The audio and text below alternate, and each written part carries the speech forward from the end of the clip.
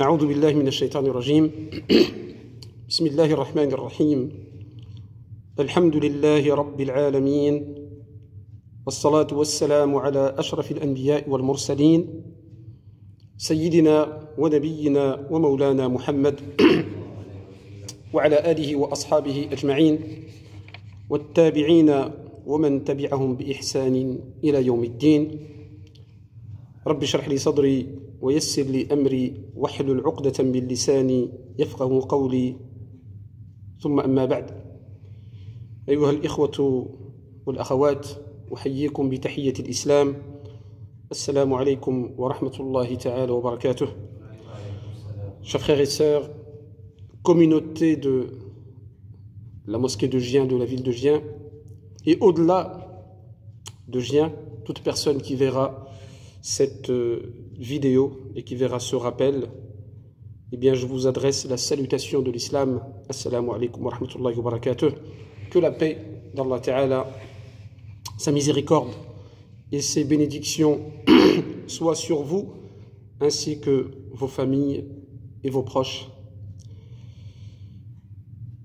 Je commencerai par dire que si on ne peut pas venir à la mosquée, si vous ne pouvez pas venir à la mosquée, c'est la mosquée qui vient à vous. Alhamdulillah. Nous remercions Allah Azza wa Jal qui nous permet d'avoir ces moyens vidéo, ces moyens de communication, ces réseaux sociaux, etc., qui nous permettent de garder le lien.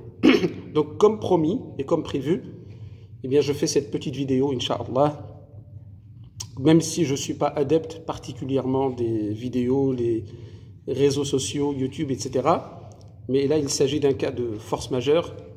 Évidemment, comme tout le monde le sait, on a toujours privilégié la présence à la mosquée, la présence physique, le présentiel. J'ai toujours privilégié les cours en présentiel, les rappels en présentiel. Mais aujourd'hui, nous sommes dans un cas de force majeure. Nous allons, Inch'Allah Ta'ala, utiliser ce moyen, ces vidéos, ces réseaux sociaux, donc les WhatsApp, les YouTube, etc., pour partager ensemble et pour nous permettre de garder le lien. Et ça vous permet à vous, la communauté de Gien d'abord, vous, vos enfants, vos familles, vous qui êtes confinés dans vos maisons, ça vous permet d'avoir un lien avec votre mosquée, un lien avec la maison d'Allah Azza wa Jal. Tout d'abord, un premier rappel par rapport à la situation que nous vivons actuellement. Ça, c'est la première chose, le premier volet de cette petite vidéo. Ce ne sera pas très très long, on va faire à peu près une vingtaine de minutes et on le fera de manière quotidienne, Inch'Allah, pour vous permettre d'avoir un suivi régulier, un suivi quotidien. Donc il y aura deux volets, comme je disais. Un premier volet concernant évidemment la situation actuelle que nous vivons, et un deuxième volet où on va faire un petit cours, un petit rappel sur évidemment le sujet qu'on évoque ici entre le Maghreb et l'Isha habituellement. Et on fera aussi d'autres rappels, Inch'Allah. Je vous présenterai un petit programme qu'on va faire dans les jours qui suivent. Donc deux volets, Inch'Allah. Premier volet, rappel par rapport à la situation que nous vivons actuellement. إذن النقطة الأولى إن شاء الله تذكير بالنسبة للحالة والوضعية التي نعيشها حاليا والتي تعيشها الأمة. Donc je parlerai en arabe et en français avec un petit peu plus de français إن شاء الله. أولا وقبل كل شيء هذا الكلام موجه لكل العائلات وكل الناس في هذه المدينة وخارجها. إذا نحاول إن شاء الله نهضر شوية بالعربية وشيئا بالفرنسية إن شاء الله حتى يهم الأمر الجميع وحتى يستفيد الجميع من هذه الكلمة. التذكير هو أن المؤمن متعلق بالله تعالى كيف ما كانت الأحوال. المؤمن يتعلق بالله، المؤمن يؤمن بالقضاء والقدر، المؤمن يعلم أن الابتلاء كله من الله. هذا مهم جدا في هذه الآونة. قلت لبعض الإخوة اتصلت بهم اليوم وقلت لهم بأن هذا الابتلاء اللي كنعيشوه يكون أعظم من كل موعظة ومن كل خطبة ومن كل كلمة. هذا الابتلاء لأن كلنا نعيشه، هذه المحنة كلنا نعيشها، هذه الفتنة كلنا نعيشها. إذن كما قلنا الابتلاء من الله عز وجل، والابتلاء عنده أهداف. أولا قلنا بأن الابتلاء للتمحيص حتى يمحص الله إيمان العباد للتمحيص يعني للاختبار. ثانيا الابتلاء للتطهير، فيه تطهير من الذنوب. ثالثا الابتلاء للترفيع لأنه يرفع درجاتنا عند الله. إذن للتمحيص والتطهير والترفيع. وكذلك أيها الإخوة الكرام الإيمان بالله تعالى والإيمان بالقدر يؤدي إلى الطمأنينة. المؤمن كيف ما كانت الأحوال، الذي يميز المؤمن على غير المؤمن هو الطمأنينة، هو كيطمئن. كما قال النبي صلى الله عليه وسلم: عجبا لأمر المؤمن إن أمره كله خير، إن أصابته سراء شكر فكان خيرا له وإن أصابته ضراء صبر فكان خيرا له. Donc tout d'abord les frères et les sœurs, un petit rappel concernant la situation que nous vivons. Je ne vais pas évidemment revenir sur toutes les consignes et les précautions qu'on doit prendre, sur le fait qu'il faut évidemment respecter les consignes données par les autorités sanitaires en tant que musulmans et croyants. Et je l'ai rappelé lors du vendredi, lors du prêche du vendredi, eh bien nous devons évidemment montrer et donner l'exemple pour ce qui est du suivi et du respect des règles et des consignes sanitaires. On va parler plutôt d'un volet spirituel. En tant que croyants, eh bien nous sommes attachés à Allah Azza wa Jal. Ça c'est très important. Le croyant, il est toujours attaché à Allah, quelle que soit la situation. Il est toujours relié à Allah Ta'ala, à son Créateur, quelle que soit la situation. Allah, il est toujours là. Confinement ou pas, Allah Ta'ala est toujours là. Deuxième chose, le croyant, eh bien, c'est quelqu'un qui croit dans le décret d'Allah et dans le destin. Il fait partie des piliers de la foi, la croyance dans le destin. Le croyant, lorsqu'il croit dans le destin, il sait que le destin vient d'Allah Azza wa Jal. Le croyant, lorsqu'il est attaché à Allah Azza wa Jal, cela lui donne la sérénité. Cela lui donne l'apaisement. C'est pourquoi le croyant, il ne devrait pas aller dans le sens de la panique, dans le sens de l'anarchie que nous avons pu voir dans certaines images. Ce n'est pas le comportement du croyant. Ces derniers temps, les gens, ils ont été dans la panique avant le confinement. Mais aujourd'hui, certaines personnes sont parties dans les supermarchés, etc. Ils ont dit que tout allait bien, qu'il n'y avait pas beaucoup de monde, que les magasins étaient achalandés, remplis de marchandises. Ce n'est pas la méthode, la manière du croyant que de céder à la panique, céder à la psychose, céder à la peur, céder à la phobie. Au contraire, le croyant, c'est quelqu'un qui est relié à Allah Ta'ala, c'est quelqu'un qui place sa confiance en Allah Azza wa Jal, et Allah Ta'ala, il est digne de confiance, et c'est quelqu'un qui a la sérénité et l'apaisement. Et vous savez, subhanallah, d'après ce que disent certains spécialistes, médecins, etc., la peur augmente le risque, subhanallah. La peur, la crainte, la phobie augmente le risque d'être touché par les virus, touché par les maladies, etc. Parce qu'il y a quelque chose qui se fait, je ne suis pas spécialiste de tout ça, mais au niveau physiologique, et qui fait que cette personne-là, elle perd toute immunité et elle perd toute résistance face, évidemment, aux maladies. Alors que celui qui a la sérénité, il a comme une certaine force, comme une immunité. Donc ça, c'est un volet. Également, le croyant, il connaît le sens des épreuves. Nous avons déjà à plusieurs reprises ici, à la mosquée, parlé des épreuves. Et je me souviens, je ne sais pas si les enfants étaient là, mais je pense que c'était une khutbah de Jumu'ah où il y avait, c'était les vacances où il y avait les enfants. Et comme je sais qu'il y a beaucoup parmi les enfants et les jeunes, les lycéens, collégiens qui vont voir cette vidéo, donc écoutez bien ce rappel. Allah Ta'ala nous éprouve. Vous avez des épreuves à l'école, mais il y a aussi les épreuves dans la vie. Et là, parfois il y a des épreuves qui sont individuelles. L'un est éprouvé et l'autre non. Mais là, il y a une épreuve qui est générale. Tout le monde est éprouvé. Et tout le monde est au même niveau. Riche, pauvre, grand, petit, quelle que soit sa couleur de peau, quel que soit son pays. Vous avez vu que ce virus ne connaît pas les frontières. Eh bien, c'est une épreuve générale. Et nous savons que les épreuves, elles viennent d'Allah Azza wa Jal. qu'il n'y a pas de hasard et les épreuves, elles ont des objectifs. Je vous rappelle les objectifs des épreuves que Allah Ta'ala nous inflige. Premier objectif, c'est pour tester notre foi. Tester la foi. Est-ce qu'on va abandonner complètement la foi en Allah Azza wa Jal et céder à la phobie, ou alors est-ce qu'on va continuer à être des bons croyants? Deuxième objectif des épreuves, c'est ce qu'on appelle at-tathir, c'est nous purifier. L'épreuve nous purifie. Elle nous purifie d'un certain nombre de mauvais comportements. Elle nous purifie de nos péchés. Nous, en tant que croyants, nous savons que l'épreuve nous purifie.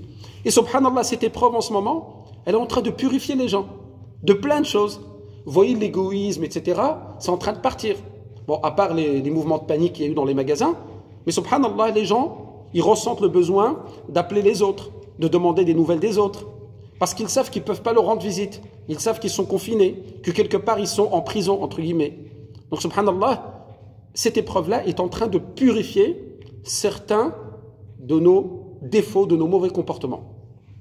Et troisième objectif, évidemment, des épreuves, c'est at-tarfi', c'est nous élever en degré et élever notre foi et nous élever auprès d'Allah Azza wa Jal. Voilà le rappel que je souhaitais faire par rapport à ça. Deuxième rappel par rapport à la situation, subhanallah, cette situation de confinement qu'on vit actuellement, cette sensation d'être bloqué, d'être confiné, d'être quelque part privé de liberté, tout en respectant évidemment les consignes, eh bien ça nous interpelle.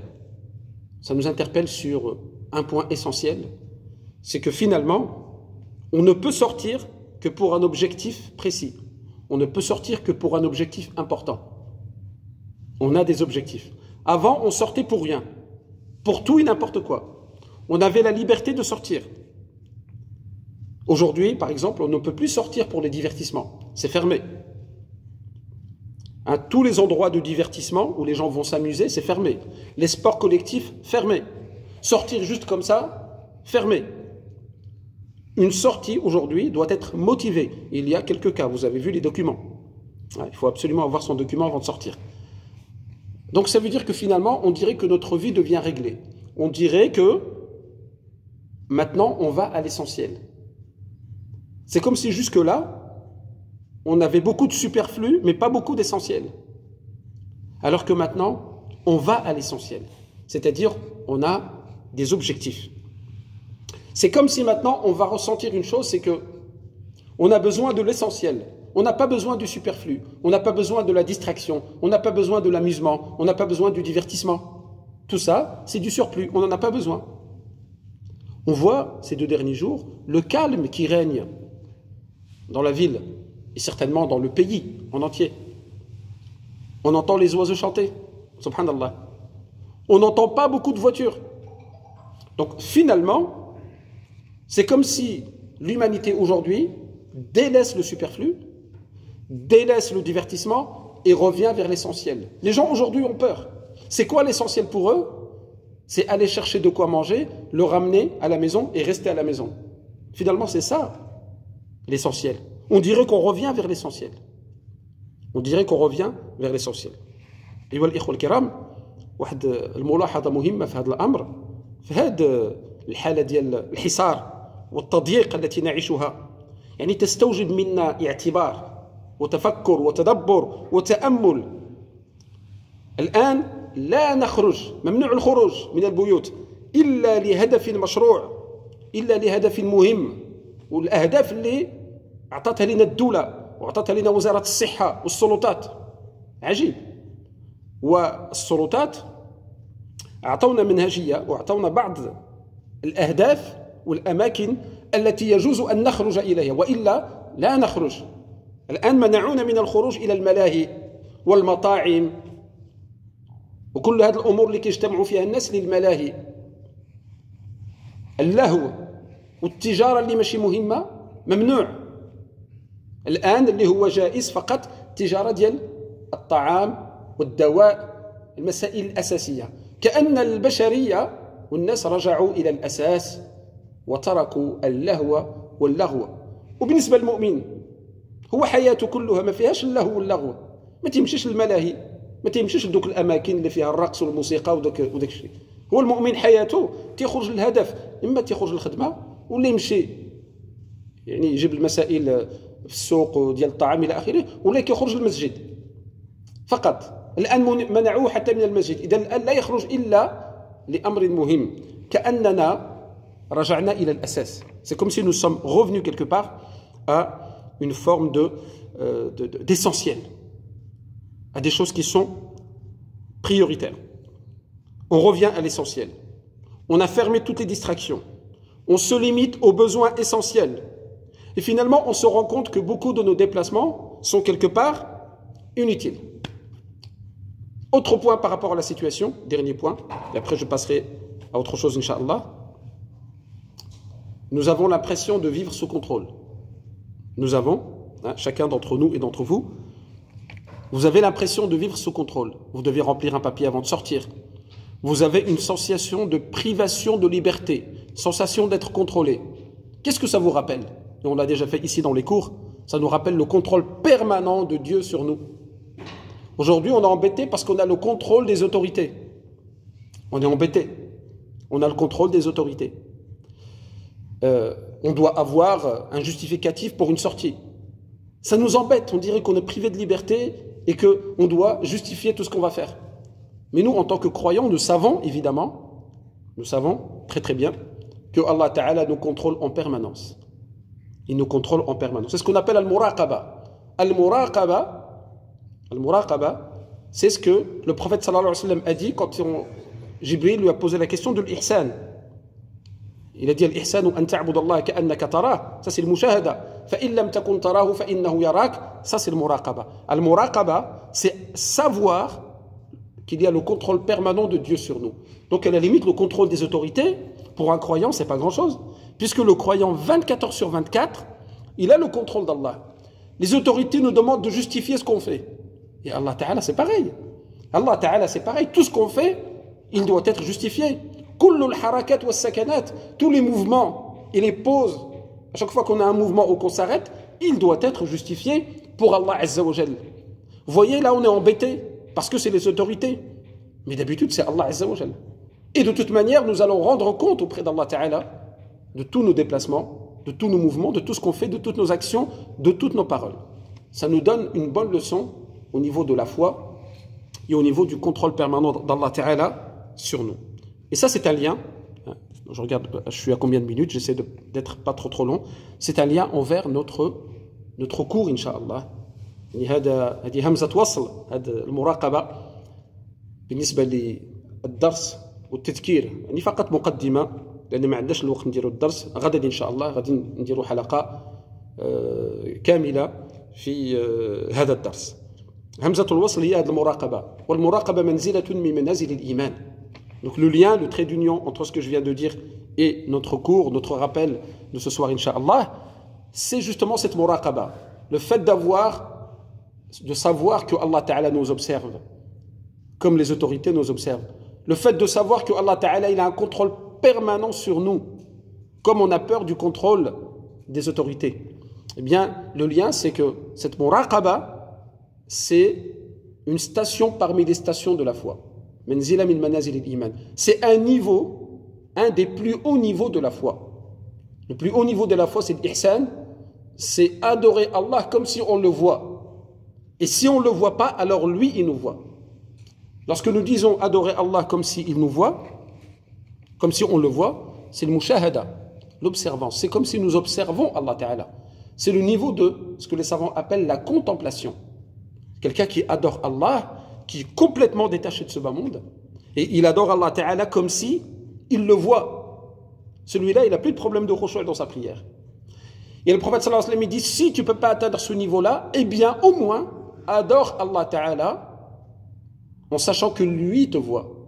C'est-à-dire 24 heures sur 24, tu as le contrôle permanent d'Allah Azza wa Jalla sur toi. Et ça, évidemment, ça nous rappelle les cours que nous faisions ces derniers temps et que nous avons été obligés de couper donc quelques jours sur le livre Madarij al-Salikin, le sentier des itinérants, le livre de Ibn al-Qayyim, rahmatullahi alayh. On a commencé à parler évidemment de ce livre, c'est pour ça qu'on va en profiter pour faire un petit rappel de spiritualité. Ce livre, Madarij as-Salikin, il nous explique les différents niveaux de la foi et il nous explique le cheminement du croyant et de la croyante lorsqu'il chemine, les étapes de son cheminement vers Allah Azza wa Jal. Vous savez que toute personne, croyant et croyante, et même non-croyant, chemine vers Allah. Et il va le retrouver. Ya ayyuhal insanu innaka kadihun ila rabbika kadhan famulaqih. Allah Ta'ala nous dit, ô toi l'homme, l'être humain, tu avances péniblement, avec difficulté vers ton Seigneur, et tu le trouveras sûrement. Tu le rencontreras certainement. Donc nous allons tous rencontrer Allah Azza wa Jal. Tout dépend dans quelle situation. Tout dépend dans quelles conditions. Et à quel niveau de la foi. Alors évidemment, le croyant, c'est quelqu'un qui fait des efforts et qui avance à son rythme avec les différents niveaux de la foi. Et ce livre de Ibn al-Qayyim, rahimahullah, il tourne autour d'un verset du Coran qui est le verset le plus important du Coran. Alors ceux qui ont déjà assisté à ces cours-là, alhamdulillah, pour vous c'est un petit rappel, c'est juste une muqaddima, une petite introduction. Et ceux qui ne l'ont jamais entendu, eh bien pour eux, je les invite évidemment à réfléchir là-dessus, puisque ce livre nous parle du verset qui est dans Surat al-Fatiha, le verset suivant, Iyyaka na'budu wa iyyaka nasta'in. C'est toi seul que nous adorons et c'est de toi seul que nous demandons l'assistance, l'aide ou le secours, selon les traductions. Ce verset important dans Surat al-Fatiha que nous récitons tous les jours, 17 fois minimum par jour dans nos prières, et c'est le verset pivot, le verset central de la religion, de la foi.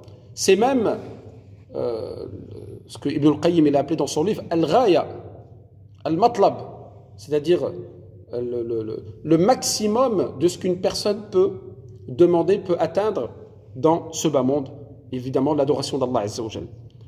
Il est dit dans ce livre que Allah Azza wa Jal a révélé à peu près 104 livres. 104 livres. Il a résumé les 104 livres dans 3 livres. Les 104 livres sont révélés dans 3 livres. Dans At-Tawrat, Al-Injil et Al-Qur'an. D'autres disent aussi Az-Zabour. En tout cas, il a résumé 104 livres dans 3 livres principaux. Ensuite, il a résumé ces livres-là dans Al-Qur'an Al-Karim. Al-Qur'an Al-Karim, il contient finalement les autres livres.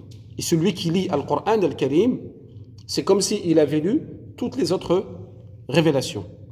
Ensuite, Allah Azza wa Jalla a résumé l'ensemble du Coran dans les sourates détaillées, Al-Mufassal, qui commence à partir de Surat Qaf ou Al-Hujurat jusqu'à An-Nas.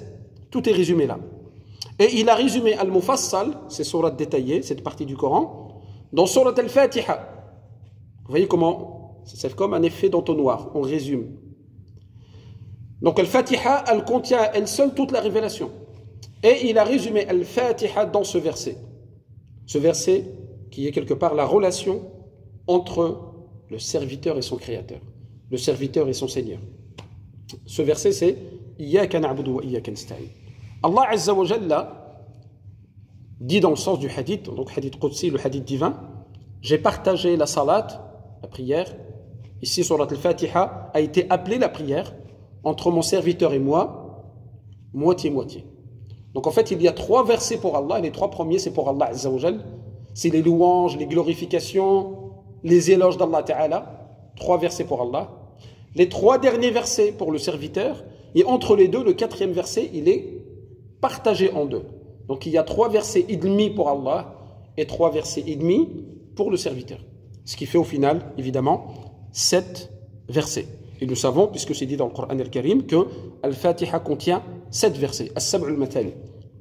Donc le verset qui est partagé, c'est Iyyaka na'budu wa iyyaka nasta'in. La part qui revient à Allah, c'est Iyyaka na'budu, l'adoration. Elle revient à Allah Azza wa Jalla. Et la part qui revient au serviteur, c'est Iyyaka nasta'in. En contrepartie, Allah Ta'ala nous donne l'aide. Il nous donne le secours, il nous donne l'assistance, comme il va nous la donner en ce moment, avec ses difficultés et ses épreuves. Mais il faut faire notre part du contrat. Le contrat, c'est nous, on doit vouer l'adoration à Allah Azza wa Jal de manière exclusive. Et Allah Ta'ala, en contrepartie, il va évidemment nous donner son aide, son secours et son assistance. Cette aide, elle est d'abord donnée pour l'adoration. La première chose pour laquelle on demande l'aide, c'est pour pouvoir adorer Allah Azza wa Jal. Comme le prophète sallallahu alayhi wa sallam nous l'a enseigné. À la fin de la prière, on dit Allahumma a'inni ala dhikrika wa shukrika wa husni ibadatik. Ya Allah, aide-moi à me souvenir de toi, à te remercier, à être reconnaissant et à t'adorer de la meilleure façon. Ibn Taymiyyah rahimahullah, qui est le maître, le cheikh de Ibn al-Qayyim, rahmatullahi ala al-jami', il dit ta'ammaltu ad-du'a. Il dit j'ai cherché dans les du'a, j'ai réfléchi, j'ai médité sur les invocations et j'ai trouvé que celle-là c'est la meilleure invocation. La meilleure invocation, c'est de demander à Allah qu'il nous aide à mieux l'adorer, à mieux le remercier et à mieux l'évoquer. Lorsque tu demandes à Allah quelque chose, c'est la meilleure chose que tu puisses demander. C'est pour ça que l'i'ana ou l'isti'ana, la demande d'aide, elle est d'abord pour l'adoration. Ensuite, il y a ihdina as-sirat al-mustaqim, juste après. On demande l'aide également pour la guider. Parce que le dua essentiel de la Fatiha, c'est la demande de la guider. Voyez comment iyyaka nasta'in est entre iyyaka na'budu et ihdina as-sirat al-mustaqim. Donc l'aide, elle est d'abord pour la ibada, comment adorer Allah de la meilleure façon, pour la guider, comment Allah Ta'ala nous guide vers le droit chemin, et après elle est générale pour tout le reste, bien évidemment. Donc là, j'attire juste votre attention, les frères, les sœurs, les papas, les mamans, les enfants, tous ceux qui regarderont cette vidéo, Inch'Allah Ta'ala, sur la valeur et l'importance de Iyyaka na'budu wa iyyaka nasta'in, de ce verset. Je vous demande, Inch'Allah Ta'ala, parce que je vais arrêter là cette petite intervention pour vous laisser digérer tout ça, y réfléchir, et bien de relire le Fatiha, relire ce soir Surat al-Fatiha ensemble, en famille, Inch'Allah, et de méditer sur la valeur de ce verset Iyyaka na'budu wa iyyaka nasta'in. Et demain, Inch'Allah Ta'ala, je vous parlerai de plusieurs choses concernant la ibada. Tout d'abord, je vous parlerai de la valeur de la ibada, la valeur d'être serviteur d'Allah. Vous voyez comment Allah Azza wa Jal, par exemple, il appelle son messager Abd, alors que c'est un messager, il l'appelle serviteur. Je vous parlerai de ça, Inch'Allah. Je vous parlerai aussi des premières étapes du cheminement spirituel vers Allah Ta'ala. Quelles sont les premières étapes? Quelles sont les premières stations?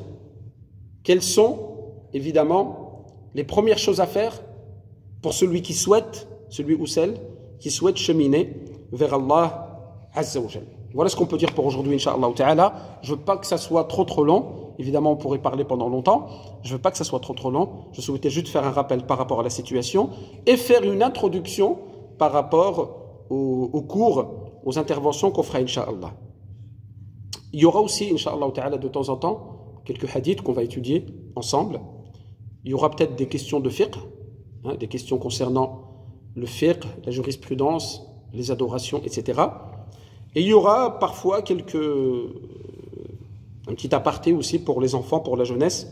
On fera des petits rappels sur la méthode Nouraniya, n'oubliez pas, des petits rappels sur le Coran, le tafsir, etc. Je vous invite, Inch'Allah, sur les réseaux, sur les différents groupes. Donc on va mettre cette vidéo, Inch'Allah, sur YouTube, la chaîne de la CML, on vous mettra les liens. On la mettra sur la page Facebook de la mosquée. On la mettra sur les différents groupes WhatsApp que nous avons ici à la mosquée. Je demande aux personnes, parce qu'il y a des gens qui ne sont pas forcément dans nos groupes, eh bien je demande aux personnes qui ont évidemment cette vidéo de partager avec leur famille, leurs frères et sœurs, leurs parents, leurs enfants, leurs cousins, etc. Tout simplement, c'est pas pour la gloire ou pour faire un maximum de likes, ça m'intéresse pas. On m'a déjà demandé de faire des vidéos, etc. C'est pas quelque chose qui, comme on dit, c'est pas ma tasse de thé, mais c'est tout simplement pour qu'un maximum de personnes aient un lien avec leur mosquée.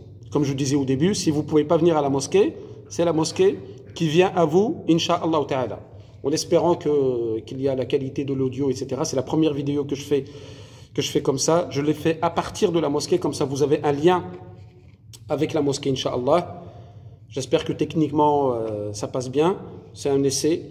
On verra si ça fonctionne. On continuera, Inch'Allah Ta'ala. En tout cas, Je vous souhaite, ainsi qu'à vos proches, à vos familles, à vos enfants, eh bien, de passer des bons moments en famille. Il faut en profiter. Je souhaitais en fait faire quelque chose qui soit positif, plein d'espoir et d'espérance, voir le bon côté des choses, tout en ayant à l'esprit la gravité de la situation. On sait que la situation est grave, la situation est difficile. On rappelle les mesures sanitaires, les précautions et tout ça qu'il faut prendre pour vous protéger et protéger les gens qui sont aux alentours, protéger vos proches, protéger les parents, les personnes âgées, etc. Eh bien, malgré tout ça, malgré la difficulté de la situation, eh bien, gardez l'espoir, gardez l'espérance et tirez les meilleures leçons possibles de cette situation. Inch'Allah ta'ala, nous voyons que nous étions dans des bienfaits dont on ne connaissait pas la valeur. Nous avions la liberté, mais on ne connaissait pas forcément la valeur. Nous avions la mosquée à proximité, on ne connaissait pas la valeur. Nous avions la possibilité d'aller voir nos proches quand on veut, on ne connaît pas la valeur. Aujourd'hui, on est confiné. Tout ça, on n'a pas le droit de le faire. Voyez comment Allah Azza wa Jal peut nous supprimer des bienfaits avant même qu'on s'en aperçoit. Et au moment où on s'en aperçoit, on connaît la valeur. Au moment où on s'en aperçoit, on se rend compte qu'on était dans un bienfait. Allah Ta'ala est parfaitement capable de nous redonner tous ces bienfaits. Nous vivons un moment, évidemment, de confinement par précaution, par solidarité.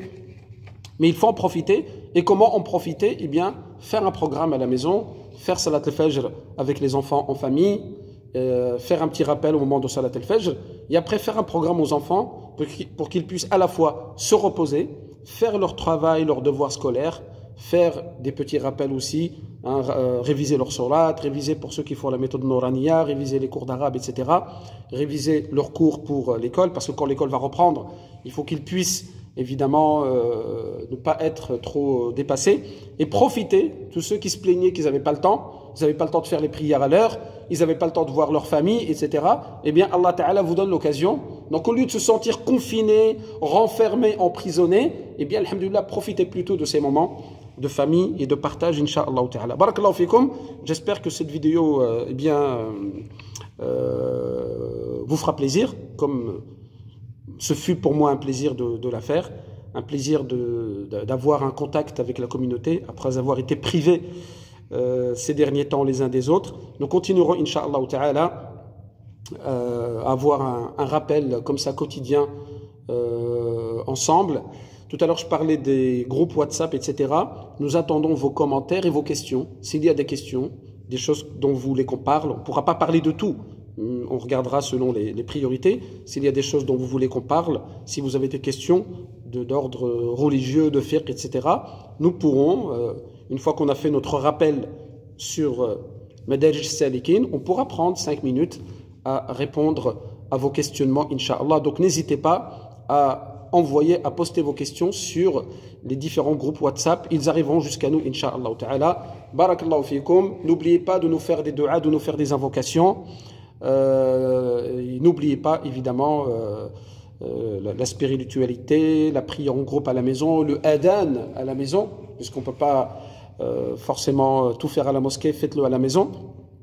Si les mosquées sont fermées, Allah Ta'ala permet qu'il y ait la prière dans toutes les maisons. Donc les maisons ne sont pas fermées à la prière, donc faites la prière en groupe et rappelez-vous Allah Ta'ala en groupe. Comme ça, s'il y a une leçon et un avantage qu'on va tirer de cette situation, c'est un retour vers Allah Ta'ala et un cheminement, peut-être un début de cheminement ou une confirmation de cheminement vers Allah Azza wa Jal. Barakallahu fikum, jazakumullahu khair. Merci à tous et à toutes pour votre écoute. Aujourd'hui, ce soir, nous nous sommes invités chez vous. Là, c'est la mosquée qui est venue chez vous. J'espère que vous allez nous recevoir et recevoir ces paroles de la plus belle façon. Barakallahu fikum, jazakumullahu khair. Qu'Allah vous protège tous et toutes, vos proches, vos parents, vos enfants, ceux qui sont ici, ceux qui sont au pays, ceux qui sont en déplacement ou confinés ailleurs. Qu'Allah Azza wa Jalla vous préserve tous et toutes. Sachez que Allah Ta'ala, il voit tout. Allah Ta'ala, il ne dort pas. Allah Ta'ala, c'est le vivant par excellence. Allah Ta'ala, c'est le puissant par excellence. Eh bien, plaçons tous notre confiance en Allah Azza wa Jalla. Barakallahu fikum. Nas'alullah Ta'ala an yuwaffiqana wa iyyakum ma yuhibbuhu wa yardah. Wa yaj'aluna wa iyyakum mimman yastami'una al-qawla فيتبعون أحسنه آمين سبحانك اللهم وبحمدك أشهد أن لا إله إلا أنت أستغفرك وأتوب إليك. عملت سوءا وظلمت نفسي فاغفر لي فإنه لا يغفر الذنوب إلا أنت يا رب العالمين. اللهم احفظنا من كل مكروه، اللهم احفظنا من الفتن ما ظهر منها وما بطن يا أرحم الراحمين ويا رب العالمين.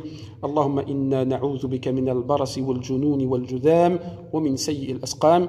اللهم إنا نعوذ بك من البرص والجنون والجذام ومن سيء الأسقام. اللهم إنا نعوذ بك من البرص والجنون والجذام ومن سيء الأسقام. آمين يا رب العالمين. اللهم رب الناس أذهب البأس واشف أنت الشافي، لا شفاء إلا شفاؤك، شفاء لا يغادر سقما. آمين. بسم الله الرحمن الرحيم. والعصر إن الإنسان لفي خسر إلا الذين آمنوا وعملوا الصالحات وتواصوا بالحق وتواصوا بالصبر. ربنا آتنا في الدنيا حسنة وفي الآخرة حسنة وقنا عذاب النار. سبحان ربك رب العزة عما يصفون وسلام على المرسلين والحمد لله رب العالمين. جزاكم الله خير والسلام عليكم ورحمة الله وبركاته. أدم إن شاء الله تعالى.